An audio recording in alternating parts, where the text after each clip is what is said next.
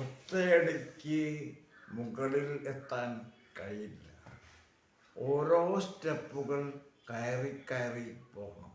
ചിലപ്പോൾ വീഴും. വീണാൽ എണിക്കണം, പിന്നെയും കയറണം, പിന്നെയും വീഴും, പിന്നെയും കയറണം. അങ്ങനെ ഉള്ളവനെ ജീവിതത്തിൽ വിജയിക്കാൻ കഴിയൂ. വീണാൽ അവിടെ കിടന്ന് കരയുന്നവനെ വിജയിക്കാൻ കഴിയില്ല ലൈഫിൽ. അത് വലിയൊരു സിദ്ധാന്തമാണ്. മെല്ലെ മെല്ലെ ഓരോ പടിയും കയറി കയറി പോകണം, എന്നാലേ ജയിക്കാൻ കഴിയൂ. വീഴുമ്പോൾ ഭയക്കരുത്.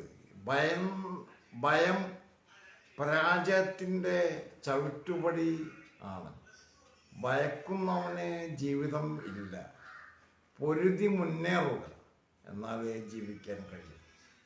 അവനെ വിജയം ഉള്ളൂ.